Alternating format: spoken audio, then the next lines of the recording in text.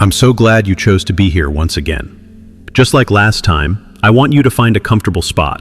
Maybe take a deep breath and just give yourself credit for showing up. This work isn't easy, but it is the most important thing we can do.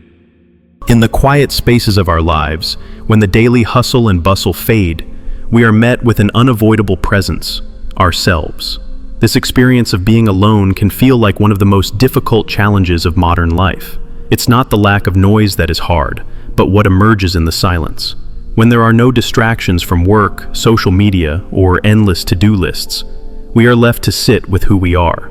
A peculiar feeling often surfaces, a blend of restlessness, unease, and a sense that something is missing. This feeling of emptiness is not a new sensation. It has likely been there all along, buried under our commitments, our social interactions, and the constant pinging of our phones.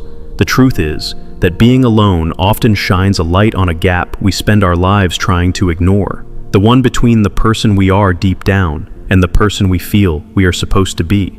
It is in this space that a quiet anxiety can take root. It's not so much the absence of other people that troubles us, but the feeling of being disconnected from our own core. The philosopher Søren Kierkegaard, who spent his life exploring the depths of the human soul, viewed this inner turmoil not as a weakness, but as a signal. He believed the profound sadness we can feel in our solitary moments is not an emotional failure, but a spiritual alarm, calling us to live more authentically. Loneliness, in this sense, acts as a mirror. It forces us to confront the immense freedom we have to be our true selves, along with the responsibility that comes with that freedom. We often run from silence because it reveals how far we may have wandered from our own path. On the other hand, the philosopher Schopenhauer offered a different yet complementary perspective. He did not see solitude as something to be feared, but as a mark of inner strength. For Schopenhauer, the capacity to be content while alone was a sign of a rich mind. He saw solitude as a refuge for those who were not satisfied with the superficial distractions of the world, for those who had cultivated a sense of peace and resilience within themselves.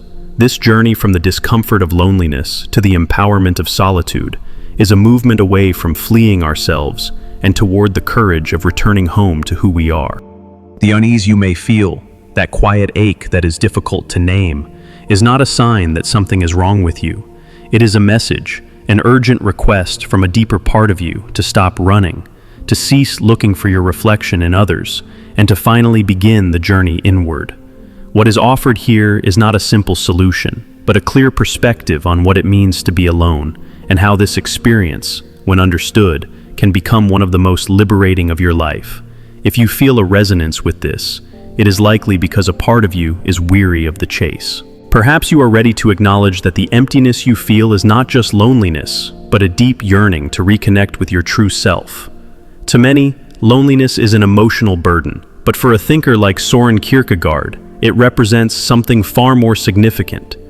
It is an existential mirror, one that shows us who we are when all pretenses are stripped away.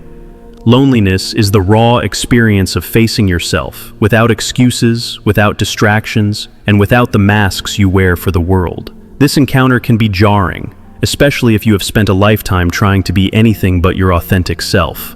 Kierkegaard suggested that we live in a state of constant tension between our true self and the idealized version we present to others. Instead of seeking our own truth, we often try to mold ourselves to fit society's expectations of success, beauty, and happiness. We construct a social identity to navigate the world, and we cling to it so tightly that we can forget it is a construction. But in the stillness of being alone, this facade begins to crumble. When there is no one left to perform for, all that remains is the unsettling realization of how distant we have become from our own core. This is the moment when what Kierkegaard termed existential despair can arise. This is not a sadness prompted by external events, but an inner ache caused by the feeling of being misaligned with our own essence. This despair is the natural consequence of self-abandonment. It is not a fleeting mood, but a chasm between who we are and who we pretend to be. Loneliness exposes this chasm by removing the noise that typically drowns it out. As paradoxical as it may seem, this despair can be a powerful catalyst for change. Kierkegaard saw it as a profound call to personal responsibility. Being alone is not an endpoint. It is the starting line for the most important work of our lives, the work of becoming ourselves. According to him, a person achieves authenticity only when they stop running from their inner world and embrace both the freedom and the weight of being who they are. This is not a simple or comfortable process. It requires the courage to venture into the unknown territory within. It demands the humility to admit that we may not truly know who we are, and the persistence to continue the search. Above all, it requires the willingness to let go of the mask, the character we have so carefully constructed to please others or to survive in a world of expectations. Loneliness, therefore, is a profound test. It poses a question that many of us would rather ignore. Who are you when no one is watching? And more importantly, can you bear your own company, or are you in constant search of an escape? Kierkegaard's warning is clear. To flee from silence is to flee from truth, and the consequence is a life that feels unrooted and devoid of meaning. A life where one can be surrounded by many, yet never be truly present. But what if, instead of fleeing from loneliness, we learn to see it as a doorway? What if, instead of resisting the silence, we learn to inhabit it? This is where another perspective becomes invaluable, one that views solitude not as a source of anguish, but as a noble achievement. No one articulated this more powerfully than Arthur Schopenhauer. While Kierkegaard's philosophy encourages us to look inward with a sense of urgent purpose, Arthur Schopenhauer invites us to remain in that inner space with dignity and clarity. For him, being alone was not an unfortunate condition, but an affirmation of a person's depth. In his incisive and often uncompromising philosophy, Schopenhauer challenged the romanticized notion of constant social engagement. He argued that the more profound an individual is, the more they naturally withdraw from the superficiality of the masses, a path that inevitably leads to solitude. In his writings, Schopenhauer asserted that elevated minds seek solitude not as an escape from people, but as a refuge from mediocrity. He believed that continuous interaction with others tends to be draining and numbing. The average person, in his view, seeks distraction and the constant presence of others because they are afraid of the inner emptiness they confront in silence. The wise individual, in contrast, discovers that silence is a source of renewal and strength. They are self-sufficient, not because they are cold or insensitive, but because they have learned to sustain themselves with their inner resources, rather than relying on external validation. This kind of inner fortitude is not built with motivational slogans or quick self-help fixes. It requires refinement, discipline, and a profound honesty with oneself. Schopenhauer did not offer easy comfort. He presented a direct challenge to the neurotic need for social approval. He suggested that those who must be constantly surrounded by others to feel alive have not yet discovered their own inner depths. This is why, in his philosophy, solitude is a sign of strength. It does not isolate, it reveals. It demonstrates who is capable of existing fully, without depending on the applause of others, conditional affection, or the noise that anesthetizes authentic feeling. For Schopenhauer, the truly solitary individual is one who has become their own universe. They do not close themselves off out of disdain for others, but out of an awareness of the scarcity of true depth in the external world. However, this path is not without its sacrifices. Being alone requires enduring oneself, and for many, this is the most difficult task of all. When everything else falls silent, our inner demons can begin to roar. It is precisely there that the true test begins. Can you coexist with your own thoughts, your memories, your frustrations, and your sense of emptiness? Or do you need the constant presence of others to avoid that confrontation? Schopenhauer shows us that those who master the art of solitude have transformed their own interior into a habitable place, a sanctuary for reflection, clarity, and power. This is not learned in the rush of the crowd or through easy praise. It is learned in silence, in discomfort, and in the patient work of rebuilding oneself from within. There is a powerful meeting point between Kierkegaard and Schopenhauer. Both understood that being alone can become unbearable when there is an internal void that has not yet been faced. Both knew that loneliness only transforms into fulfilling solitude when there is something within us capable of filling that space.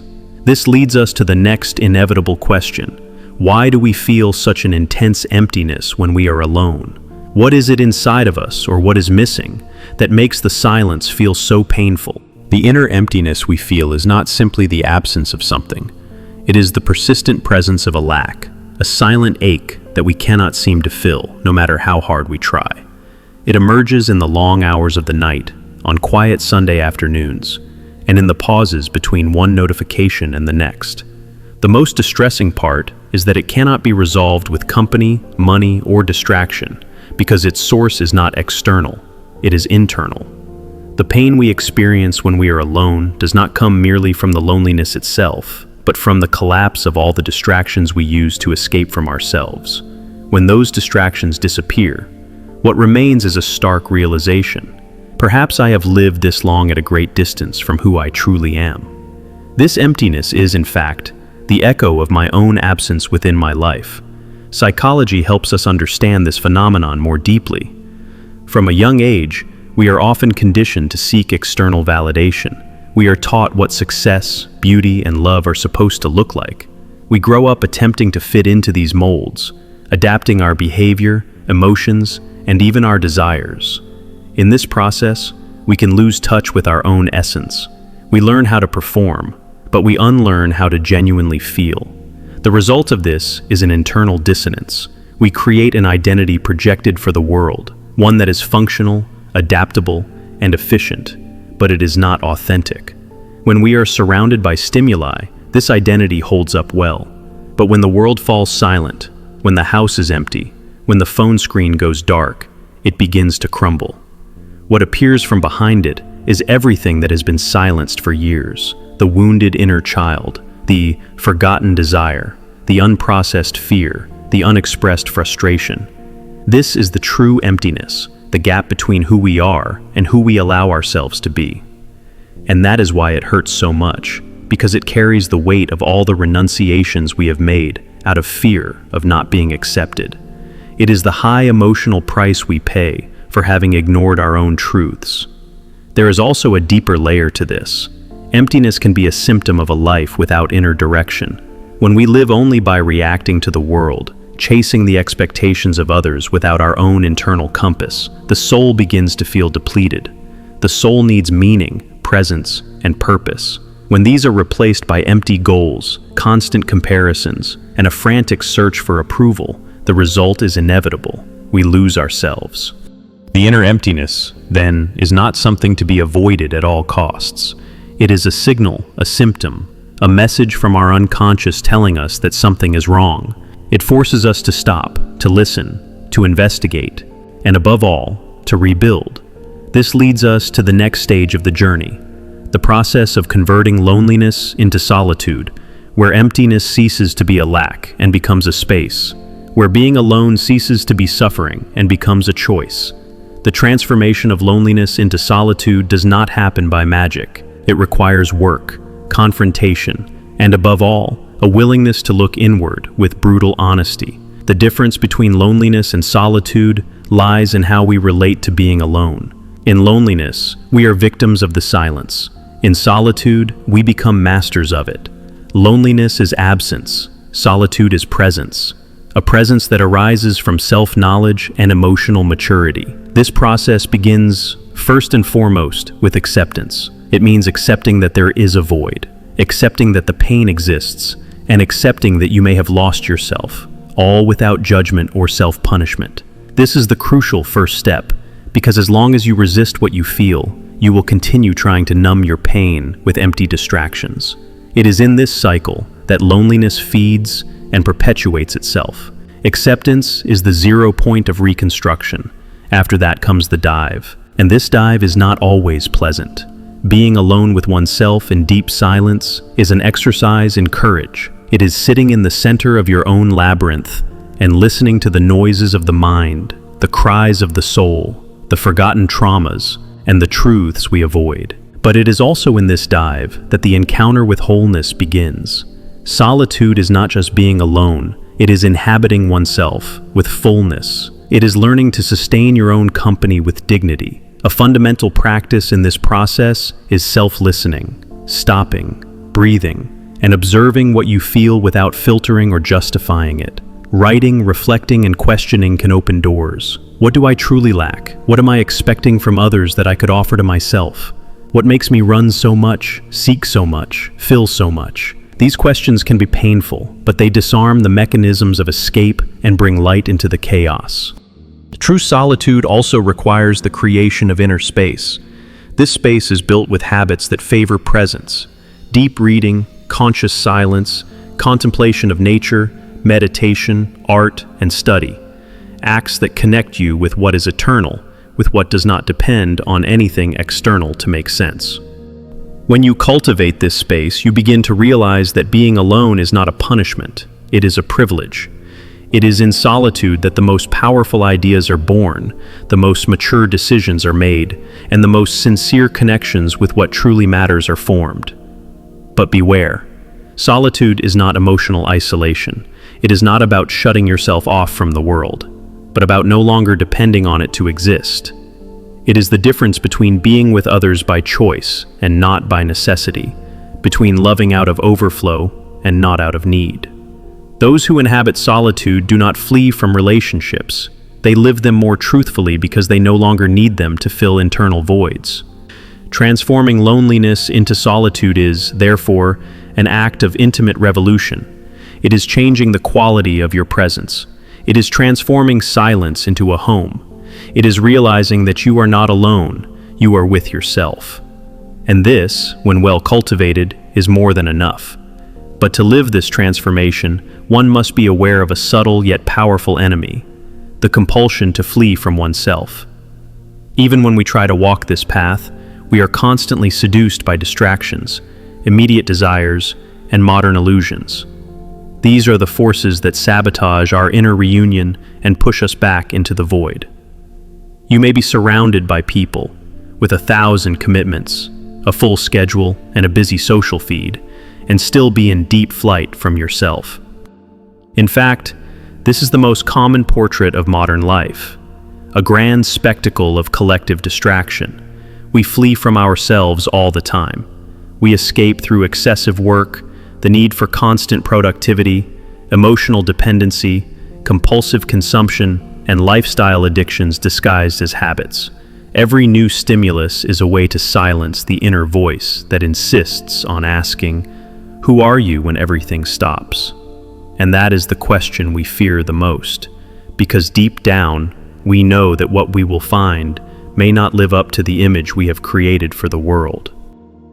This escape has a cost. It exacts a high price in the form of chronic anxiety, nameless anguish, and a constant feeling that something is missing. When you distance yourself from yourself, everything you try to build loses depth. Your relationships become superficial, your goals become empty, your days turn into a sequence of automatic movements without soul. It is like living in a beautifully decorated house that is completely empty inside. The philosopher Kierkegaard called this silent despair, the state in which the individual lives as if pretending that everything is fine, while inside feeling that something essential has been lost. The scariest part is that most people live this way without even realizing it. The flight from oneself is so subtle, so integrated into daily life, that it has been normalized. We have learned to live disconnected from our essence, as if it were natural. But it is not. And as this disconnection continues, no relationship will fill the void. No success will satisfy. No achievement will heal, because nothing outside of you can replace what is missing inside. True freedom begins when you stop running, when you have the courage to stay, when you look at yourself not with judgment, but with curiosity, not with fear, but with a willingness to understand who you are without masks, filters, or lies. This is the turning point. The moment you decide that you will no longer live as a fugitive from yourself, that you are willing to listen to what your loneliness is trying to say, that you will face your emptiness with maturity and responsibility, and that you will no longer depend on external noise to feel alive. But this decision requires strength, because when you stop fleeing, you begin to see. And what you see is often uncomfortable. It is at this moment that you need structure, direction, and tools, because facing yourself is just the beginning. The next step is to build a new relationship with yourself, a solid, deep, and true one. Being alone doesn't have to be a burden. It can be a choice. It can be a return. It can be a new beginning. Loneliness hurts, yes, when it is filled with absence, escape, and despair. But when it is cultivated with awareness, it transforms into solitude, that rare state where the presence of oneself is enough, strong, and nourishing. It is in this state that you learn to think clearly, to feel deeply, and to live authentically. Kierkegaard showed you that anguish is a call to truth. Schopenhauer taught you that being alone can be a sign of greatness, not of lack. Psychology has revealed that emptiness is not a flaw, it is a symptom. And I have invited you, at every step, to face all of this with courage, without looking away, without hiding behind distractions. You can continue losing yourself in the ruins of noise, or you can choose to build yourself in silence. You can keep depending on others to feel whole, or you can make solitude your inner fortress. And I assure you, those who learn to be enough for themselves never accept crumbs again, not from the world, not from relationships, not from themselves. This journey isn't about achieving perfection, but about embracing your true self. It's about finding your way back home to who you are, stepping out of any limitations, and finally recognizing the warmth and light of your own inherent worth. You deserve this. You always have. Thanks for watching. If this resonated, please like this video and subscribe to stay updated. I look forward to continuing this journey with you. Until next time, take care and be present.